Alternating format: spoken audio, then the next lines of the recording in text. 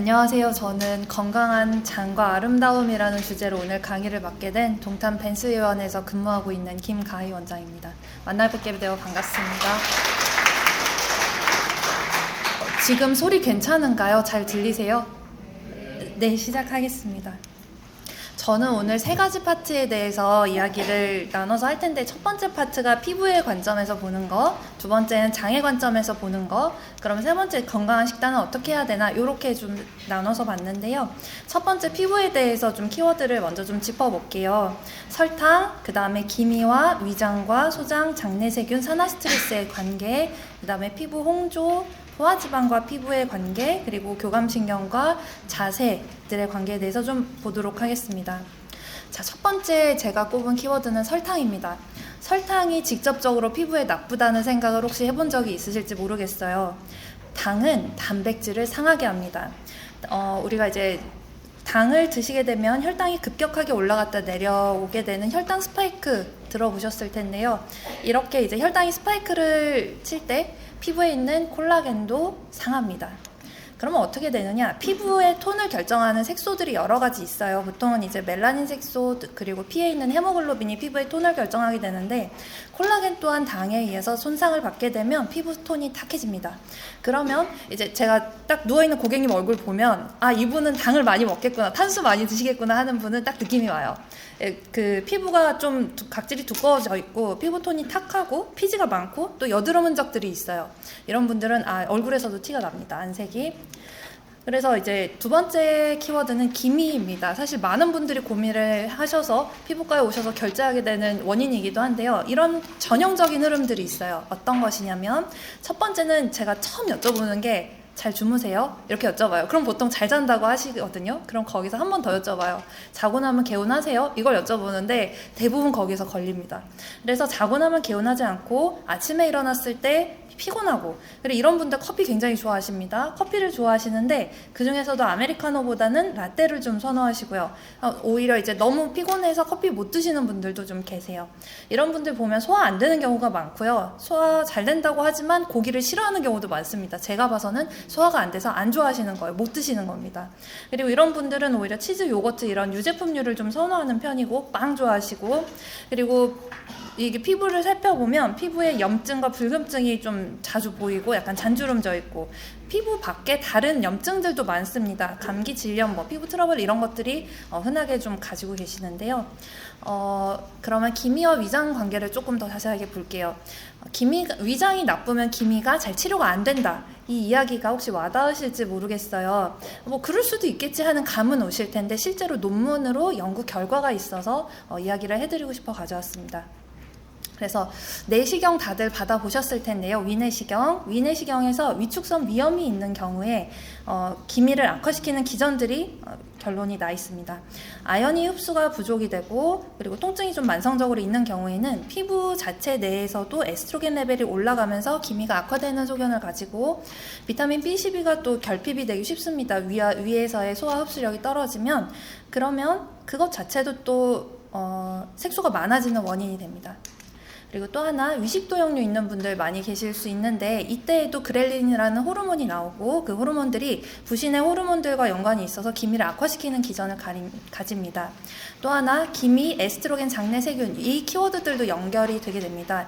무슨 뜻이냐면, 장 건강이 나쁜 분들은 기미가 악화된다, 이렇게 보시면 되는데, 기미가 있는 분들과 기미가 없는 분들을 모아서 대변 미생물 검사를 했어요. 그랬더니 기미가 있는 분들은 장내 미생물이 더 다양성이 떨어지고 건강하지 못하더라. 그리고 또 특징적인 균이 하나 있는데, 콜린제라라는 장내 세균이 있어요. 이 균이 있을 때도 기미가 악화됩니다. 근데 이 균이 무슨 역할을 하냐면, 몸 안에서 돌고 있는 에스트로겐의 양을 늘립니다. 이렇게 되면 우리 몸 안에는 프로게스테론과 에스트로겐 두 호르몬이 이렇게 균형을 잘 이루어줘야 몸이 건강한데, 그게 아니라 한쪽만 이렇게 올리게 되는 역할을 하게 되는 거죠. 장이 나쁠 경우에. 그래서 기미가 악화되기도 하고, 또 하나 이균이 많을 경우에는 관절염도 악화되는 경과를 가집니다. 자, 또 하나 몸 안의 산화 스트레스가 높으면 기미가 잘 치료에 반응하지 않고 악화됩니다. 그래서 레이저 혹시 해보시는 분 계실지 모르겠어요. 이제 저도 맨날 하다 보니까 어떤 분들은 해도 효과를 금방 보시고 어떤 분들은 해도 부작용 나기 쉽고 잘 호전이 안 되는 분들이 있어요. 그런 분들은 연구해본 결과 산화 스트레스가 몸 안에서 높았습니다. 근데 우리가 지금 저탄고지에 관심이 있으셔서 다들 오셨잖아요. 저탄고지는 우리가 주 에너지원으로 쓰고자 하는 지방이 굉장히 이런 산화 스트레스가 적은 고급 연료입니다. 근데 탄수 많이 드시면 어떻게 될까요? 네, 예상하시다시피 산화 스트레스가 빠르게 올라가실 수 있습니다. 그 다음에 이제 홍조 이야기를 좀 할게요. 피부과에 오시는 고민 중에 또 큰 부분이 홍조예요. 얼굴에 붉은기가 얼룩덜룩하면 피부톤이 고르지 못하고 얼굴이 맑은 느낌 없이 좀 피부톤이 탁해 보이거든요. 그런데 홍조가 있는 분들, 그리고 쉽게 얼굴이 붉어지시는 분들은 주사 피부염이라고 하는 그 진단명이 있어요. 주사가 그냥 뭐 술 먹고 뭐 이게 아니고 주사 피부염이라고 하는 그 진단명으로 가고 있는 길 위에 계시는 분들이에요. 그래서 이런 분들은 뭘 조금만 잘못 발라도 쉽게 뒤집어지고 열감이 올라오고 잘 따갑고 이런 분들 있으시는데 이런 분들은 특징적으로 자율신경계 불균형을 가집니다. 그래서 교감신경이 우세한 경우에 피부 장벽이 약해지고 만성염증이 지속되게 되는데 그래서 홍조가 있으신 분들은 특히 수면이 안 좋을 경우가 많고 또 잠 못 잘 때 더 악화되는 경과를 가집니다. 이제 포화지방과 피부에 대해서 좀 이야기를 해보려고 합니다. 포화지방이라고 딱 들었을 때 이게 혹시 헷갈리셔서 나쁜 지방 아니야? 이렇게 생각하시는 분들 계실지 모르겠어요. 그런데 여기서 세 가지를 좀 짚어드릴게요. 첫 번째 포화지방, 두 번째 불포화지방, 세 번째 트랜스지방. 이렇게 자주 들어보셨을 겁니다. 포화지방은 이제 그 고기 같은 데 많이 들어있고 고체 상태의 지방이에요. 몸에 필요한 좋은 지방입니다. 불포화 지방은 대부분 이제 식물성 기름에 많이 들어있고 액체 상태의 지방이에요. 트랜스 지방은 일종의 불포화 지방이라고 보시면 됩니다. 그리고 많이 들어보셨다시피 몸에 나쁩니다. 우리가 아는 나쁜 지방은 트랜스 지방이다. 이렇게 정리를 하시면 편할 것 같습니다. 그럼 포화 지방이 왜 피부에 좋을까요? 저는 첫 번째로 호르몬의 재료가 되기 때문이라고 생각을 합니다. 대부분의 호르몬은 콜레스테롤이 재료가 되거나 단백질이 재료가 됩니다. 둘 다 어디에 많아요? 고기에 많아요. 그러면 호르몬의 재료가 바닥이 나면 어떻게 되느냐? 안 그래도 자율신경계 불균형이 있으신 분들이 더 악화되고 호르몬도 고갈되기 때문에 피부가 나빠집니다. 그래서 어떤 호르몬들이 그런 직접적인 영향을 받냐? 첫 번째 부신 호르몬인 코티솔, 두 번째 그 여성 호르몬의 일종인 프로게스테론, 또 세 번째 에스트로겐이라는 그 여성 호르몬이 영향을 받습니다. 아까 조금 전에 프로게스테론과 에스트로겐 이야기를 했는데요. 이 두 호르몬은 이게 뭐라 그래야 되나 이렇게 균형이 잘 맞아야 건강이 좋은데 문제는 스트레스 받을 때는 프로게스테론은 고갈이 되기 쉬워요. 그런데 스트레스 상황이나 또 몸이 나빠질 때 아까 그 장내 세균도 보셨다시피 에스트로겐은 쉽게 높아집니다. 또 환경에 독소들이 들어올 때는 제너 에스트로겐이라고 하는 형태로 들어와서 에스트로겐 자극이 높아지기가 쉬워요. 그럼 이게 이렇게 불균형이 심해졌을 때 이걸 다시 제대로 맞춰주기 위해서는 일단 재료가 필요하겠죠. 재료가 필요한 게 지방이에요.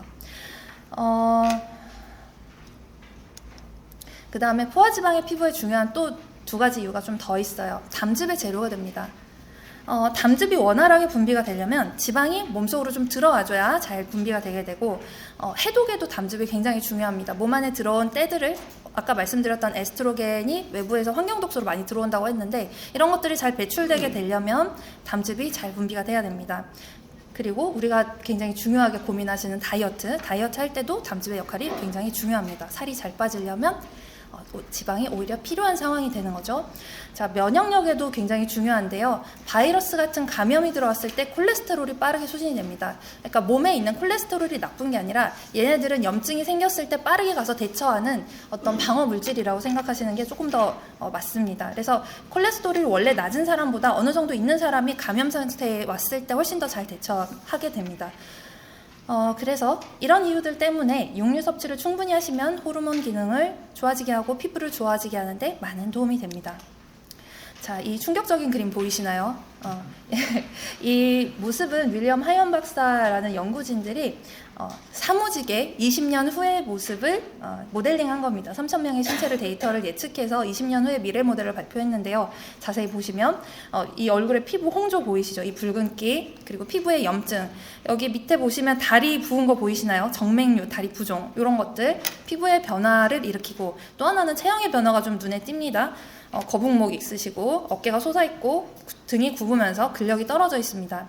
이 이야기를 지금 피부에서 하는 이유는 이런 자세들이 교감신경 불균형을 악화시키고, 악화됐을 때 또 이런 자세들이 더 악화되는 악순환을 돌기 때문입니다. 교감신경이 악화됐을 때 피부 자체에도 더 예민하게 하지만 또 소화불량을 일으키는 큰 원인이 되기도 하기 때문에 자세에도 신경 쓰셔야 합니다. 피부가 좋아지기 위해서는. 자, 이제 두 번째 장에 대해서 좀 이야기를 해보도록 하겠습니다. 장이 나쁘면 어떤 증상들이 있는지, 장이 싫어하는 게 뭔지, 그럼 커피와 부신에 대해서, 또 질염과 장 건강에 대해서, 위산저하와 장누수에 대해서 각각 좀 보도록 하겠습니다. 이 그림 보이시죠? 장 세포의 모습입니다. 지금 이제 왼쪽에 있는 그림 보시면 건강해요. 얼굴도, 눈도 동그랗고 눈도 잘 뜨고 머리카락도 많아요. 머리카락 끝에는 동글동글하게 소화효소들이 맺혀 있습니다. 이게 이제 우리 장세포의 모습인데요. 건강하지 못한 장세포 옆에 보실게요. 머리카락이 얼마 없어요. 소화효소도 잘 몇 개 못 만듭니다. 그래서 제대로 소화를 시키지 못하겠죠. 우리의 모습은 어떤 모습일까요? 네. 그럼 장이 나쁘면 진짜 피부도 나쁜가? 보겠습니다.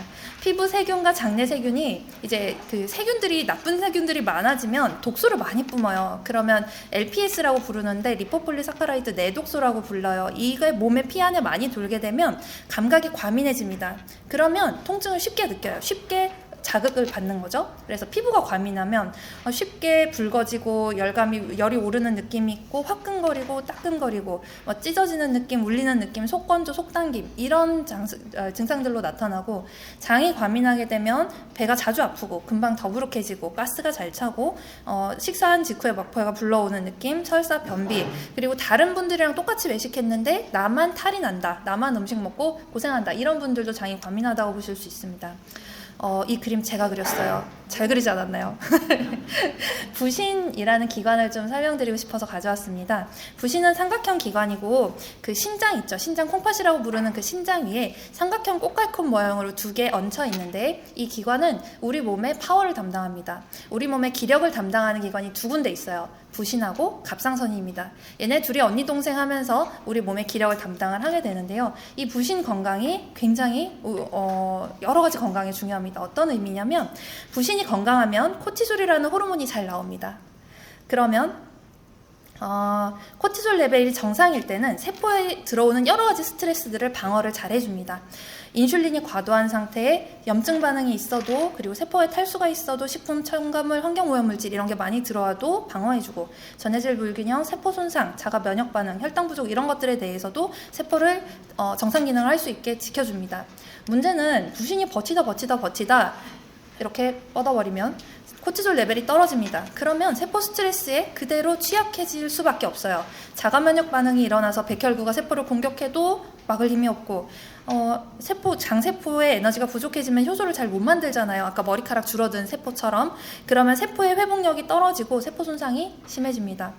세포 탈수가 와서 전해질 불균형이 와도 어떻게 막아내지 못하고 나트륨 소실이 계속 심해지고, 이런 식으로 악순환을 돌게 됩니다.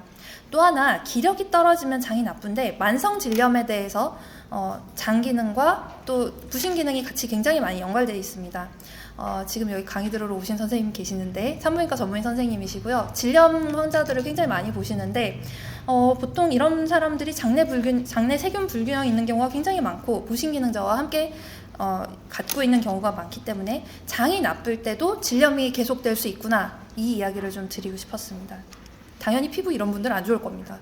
그리고 그래서 저는 이제 처음 저랑 뭔가 치료를 시작하시는 분들께 꼭 이렇게 피부 나빠 보이는 분들 시키는 게 있어요. 카페인을 한 달만 끊어봅시다. 진짜 한 달만.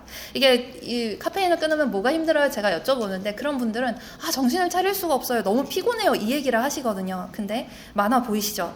너무너무 피곤할 때 들어가는 카페인은 우리 몸을 회복시키는 게 아니라 채찍을 쳐서 피를 나게 해서 정신을 차리게 하는 거다. 즉 몸을 건강하게 하지 못하게 하는 거다. 여기서도 지금 나 커피 못 끊는다 어떡하지 하시는 분들 계실 겁니다. 저는 한마디 해드릴 수 있어요. 이런 분들 커피 끊으시면 효과 좋을 겁니다. 자, 그 다음에 위산에 대해서 이야기를 좀 해보도록 하겠습니다. 위산 분비에 대해서 관심이 있는 분도 있고 생각 못하신 분들도 계실 텐데요. 위산 분비가 있을 때 이런 문제가 있어? 라는 주제들을 좀 가져왔어요. 담석 있는 분들, 영양제만 먹어도 소화가 안 되고 배부르고 안 먹는 게 속 편하고 고기 별로 저는 안 좋아해요 하는 분들, 그리고 철결핍성 빈혈 있는 분들, 알레르기 트름, 여드름, 갑상선저하, 건선 치매, 골다공증, 악성 빈혈 이런 것들도 모두 다 위산 분비와 연관이 있습니다. 그러면 위산 저하는 어떤 분들이 좀 위험하게 올 수 있냐? 일단 나이가 들면서의 분비 능력이 감소하는 분들, 그리고 가공식품 당탄수 좋아하는 분들, 또 고기 잘 안 드시는 분들은 이게 위산이 잘 자극이 안 되기 때문에 위산 저하의 위험 요소가 되고, 폐경 후에 에스트로겐 수치가 감소할 때도 위산 저하의 위험 요소가 되고, 갑상선 기능 감소 시, 그리고 위산의 원료가 되는 클로라이드, 나트륨 이런 것들 적게 드실 때, 그리고 미네랄이 부족할 때, 헬리코박터 파일로리에 감염이 있을 때, 여러 가지 위험 요인들이 있습니다. 그러면 무슨 문제가 생길까요? 위산이 모자라면 일단은 식사 후에 트름 많이 하시는 분들, 유난히 트름 많이 하시는 분들도 위산 저하 있을 가능성이 높고, 평상시에 가스가 많고 먹자마자 너무 배부르고 식후에 졸음이 너무너무 쏟아지고 안 먹는 게 속 편하고 영양제 먹어도 소화가 안 되고 항문 주위에 가려움증, 그리고 20대 이후에 여드름 있는 분들, 저는 그래서 여드름 있는 분들도 위산 저하 의심을 꼭 하고 있습니다. 그리고 변 봤을 때 음식이 좀 소화되지 않고 나오는 분들, 그리고 루사세아 있는 분들, 식도 역류 증상 있는 분들, 그리고 고기에 대한 식욕이 없고 빈혈 있는 분들도 위산 저하 꼭 같이 고려를 해주십시오. 이게 왜 그러냐면 위산이 제대로 나와야, 우리가 고기를 먹으면 고기에 미네랄이랑 굉장히 좋은 성분들이 많은데 이거를 위산으로 잘 녹여서 뜯어내서 우리가 흡수해서 써야 되거든요. 그런데 이거를 흡수해서 뜯어내지를 못해요. 위산이 모자라면. 그러면 우리가 먹은 고기가 좀 아깝죠. 예, 아까운 문제가 됩니다. 근데 아까운 것뿐만이 아니라 위산 저하가 있을 때 그러면은 이런 미네랄들이 결핍되게 되면 우리 몸에 빈 공간이 생길 거잖아요. 그 철분이나 이런 것들이 모자라면 그 자리에 중금속이 잘 차게 됩니다. 그래서 이런 부분도 좀 같이 고민을 해주셨으면 좋겠습니다. 그리고 이 얘기도 꼭 해드리고 싶었어요. 자, 속이 쓰려요. 나는 속이 쉽게 쓰리고 위에 신물이 자주 오르내려서 제산제를 즐겨 먹었어요. 그러면 그게 있어요.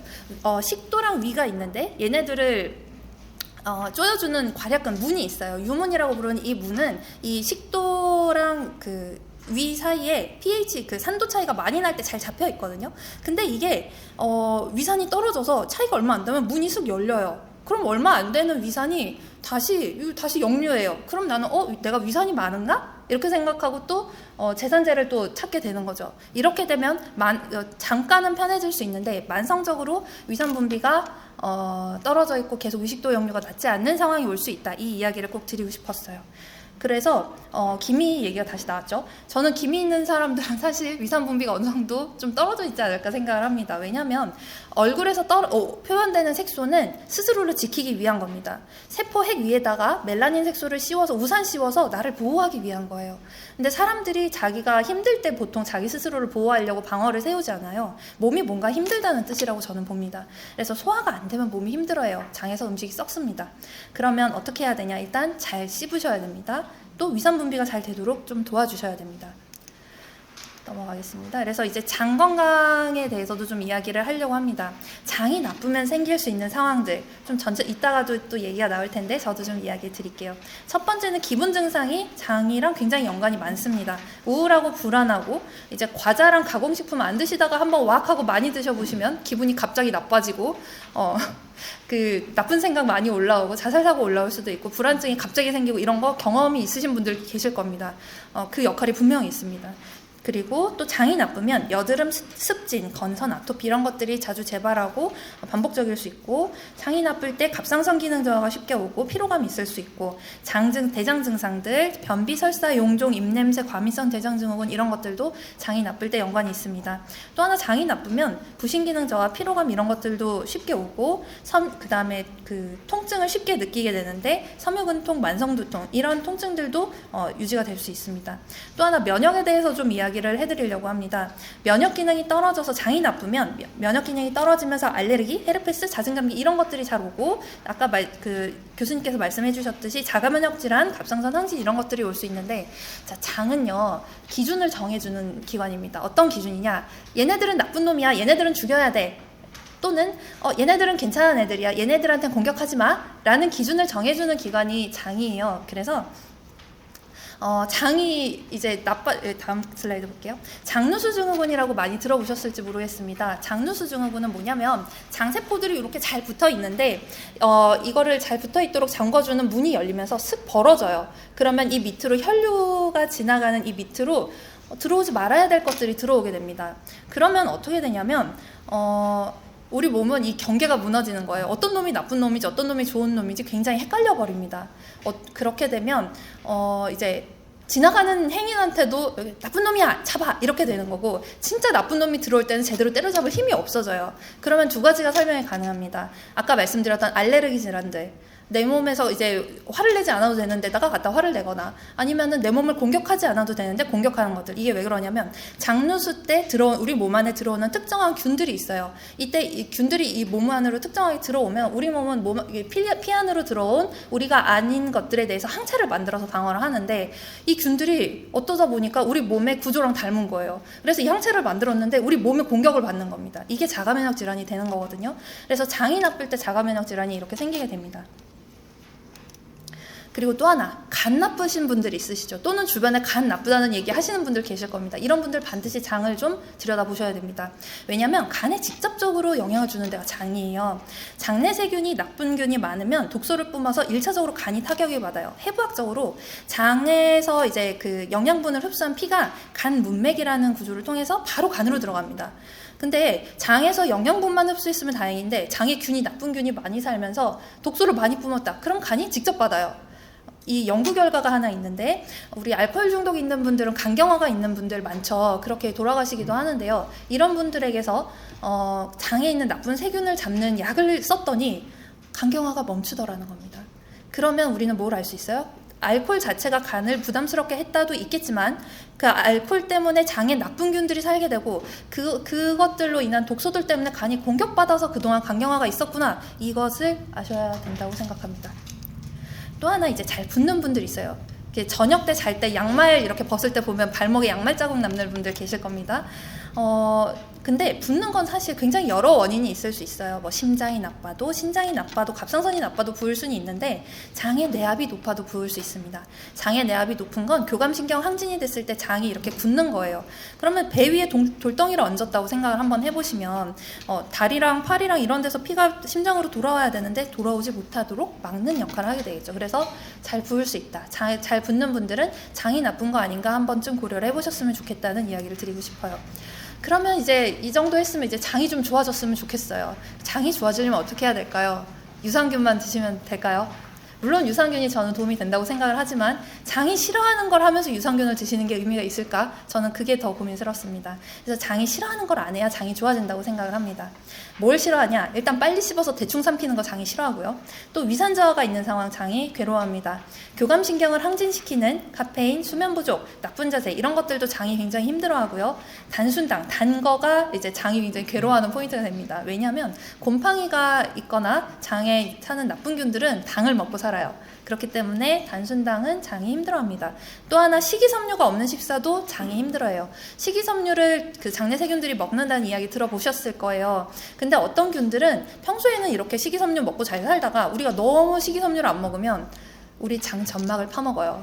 그렇게 생존을 하게 됩니다. 그럼 장점막이 얇아지고 장 기능이 떨어지겠죠. 그렇기 때문에 장이 힘들어집니다. 또 하나 익히지 않은 채소보다는 채소를 익혀서 드시라는 이야기를 많이 할 텐데 이게 렉틴이라는 것 때문에 그래요. 그래서 익히지 않은 채소에는 항영양소인 렉틴이 많기 때문에 장이 나쁜 분들은 채소 익혀서 드시는 것이 좋습니다. 또 하나 이제 밀가루 드시는 게 장 건강에 굉장히 나빠요. 저는 밀가루가 보통 글루텐 이야기들을 많이 하시는데 글루텐도 있지만 수입산 밀에 들어있는 농약 이슈가 사실은 더 훨씬 크다고 봅니다. 왜냐하면 우리가 사 먹는 대부분의 밀가루 음식들 뭐 과자, 빵, 쌀, 국수 뭐 이런 것들이 농약에 푹 젖어 있는 수입산 밀을 쓸 거고 얘네들은 그냥 씻으면 되지 않아? 이렇게 생각하실 수 있는데 이 농약들은 굉장히 독해요. 어떻게 독하냐면 이 농약을 피부 농작물 표면뿐만이 아니라 농작물 안쪽까지 깊게 침투시킬 수 있는 첨가제들도 같이 쓰기 때문에 이게 씻는다고 해결이 되지가 못합니다. 다시 한번 말씀을 드리고 싶은데 장이 싫어하는 걸 안 해야 되고 부교감신경을 그러면 높이면 되잖아. 교감신경 불균형이 있을 때는 부교감신경을 높이면 되는 거 아니야? 이렇게 생각하실 수 있는데 그렇지가 않습니다. 시스템상 기본적으로 존재하는 시스템이 부교감신경이고 교감신경이 오르락내리락 하면서 조절을 하는 이런 모양을 가지기 때문에 교감 자극을 낮춰야 됩니다. 그게 이제 수면과 카페인 이야기를 한 번 더 해드리고 싶었고요. 자, 그러면 어떻게 해야 될까? 어떻게 하면 좋을까? 건강한 식단의 방향성을 조금 이야기해 드리려고 합니다. 그럼 저탄고지가 좋다고 얘기를 들어서 나도 한번 해봐야지 해서 시작을 제 얘기예요. 처음 시작을 했어요. 했는데 너무 소화가 안 되는 거예요. 기름이 속이 이거 다른 분들 얘기도 있어요. 기름기가 속이 니글거려서 불편하고 고기 먹었는데 몸이 아프고 막 머리가 너무 아파서 터질 것 같고 나한테 왜 고기를 먹으라고 했나. 원망스럽다 이런 얘기들 저는 이제 종종 듣습니다. 근데 장도 억울해요. 장은 탄수를 먹고 사는 것도 너무너무 힘들 만큼 여태까지 정말 열심히 버틴 거예요. 그런데 갑자기 고기랑 지방으로 에너지를 쓰라고 합니다. 안 그래도 죽겠는데 못하겠다. 이게 이제 자기 입장인 거죠. 그래서 이 좋은 식단을 장기적으로 오래 하시려면 소화가 저는 굉장히 중요하다고 생각을 합니다. 그래서 소화력을 회복시켜야 되고 그러려면 제대로 씹어야 되고 위산 분비가 제대로 되어야 하고 그 다음에 장내세균 불균형이 좀 교정이 돼야 되고 이러려면 우리가 장기적으로 어떻게 해야 되냐? 깨끗한 음식을 드셔야 됩니다. 그럼 깨끗한 음식의 기준이 뭐냐? 정제당과 첨가물이 없어야 된다. 그러려면 원재료로 만드셔야 됩니다. 성분표 안 붙어 있는 게 원재료입니다. 당근, 양파 이런 거요. 이런 거 사셔서 요리하셔야 된다고 저는 생각을 해요. 그래서 저는 영훈쌤 통해서 저탄고지 시작을 했는데 한식 저탄고지 영훈쌤 많이 말씀하시거든요. 저도 굉장히 공감을 합니다. 저도 직접 요리해서 도시락 싸들고 다녀요. 그래서 성분표가 없는 원재료 사서 요리를 하시고 채소 및 나물은 가능한 한 데쳐서 드시고 소화가 잘 되는 깨끗한 탄수를 좀 챙겨주시고 저는 이게 백미라고 생각을 합니다. 밀가루로 탄수를 챙기겠다는 이제 이 보상 심리를 챙기시는 분은 계시는데 이게 장에 나쁘기도 하고 이게 계속 막 내 안에 어떤 갈등을 유발을 하기 때문에 저는 밀가루보다 그냥 백미 드시라고 합니다. 고기는 삶거나 구워서 드시고 된장, 간장, 김치 등의 발효 음식을 드셨으면 좋겠습니다. 정리를 해보려고 합니다. 저탄고지는 왜 피부에 좋을까요? 포화지방이 고갈된 호르몬의 재료가 되어주고 가공식품을 멈춰서 장이 쉴 수 있고 식이섬유를 챙겨서 장내 유해균의 먹이가 되고 설탕을 끊기 때문에 유해균들이 살 수 없는 환경이 되고 장을 건강하게 하기 때문에 피부가 건강해지고 장기적으로는 소화력을 향상시켜서 체내의 균형이 잡히게 됩니다. 명상을 하나 챙겨드리려고 가져왔어요. 사실 천천히 꼭꼭 씹어 드시라고 저도 말씀드리지만 제가 해봐도 쉽지 않아요. 그럴 때 이제 식전 명상을 하시면 굉장히 도움이 되고 저도 도움 받고 있습니다. 식사를 다 차리고 자리에 앉아서 이 문장을 3번 읽으시면 됩니다. 숨을 들이마시며 나는 몸을 고요히 하네. 숨을 내쉬며 나는 미소 짓네. 이 말을 3번 하시고 그 다음에 식사를 꼭꼭 씹어서 하실 수 있게 하셨으면 좋겠습니다. 이제 마지막 슬라이드입니다. 제가 이제 레이저 하면서 고객님들한테 많이 권유드리는 보충제들이에요. 대부분 이제 위산이나 소화 효소제들이고요. 첫 번째는 애플사이다 비니거 캡슐입니다. 나우푸드에서 나오고 있고 금액도 굉장히 싸요. 얘는 사실 식초가 좋다는 거 되게 많이 아실 텐데 그렇지만 신맛이 싫어서 못 드시는 분들도 생각보다 꽤 되고 또 하나는 바쁘다 보니까 식초를 못 챙기는 분들도 꽤 많아요. 그럴 때 그냥 캡슐로 들고 다니시면 굉장히 편합니다. 냄새 되게 시큼한데요. 그냥 꿀꺽 삼키시면은 괜찮습니다. 그 다음에 두 번째 손리서치의 베타인인데요. 베타인 HCL이랑 펩신, 위산 효소도 위장에서 나오는 단백질 효소도 같이 들어있어요. 위산 저하가 있을 때 기본적으로 쓰는 보충제고요. 세 번째 보이는 거는 슈퍼엔자임이라고 나우푸드에서 나왔습니다. 베타인 HCL도 들어있지만 다른 여러 가지 소화 효소들도 들어있는 종합제라고 생각하시면 되고 저는 이제 식사 중간에나 아니면 식사 다 하시고 이것들을 꼭 챙기시라고 합니다. 왜냐하면 빈속에 드시면 속 아플 수 있어요. 여기까지입니다. 감사합니다.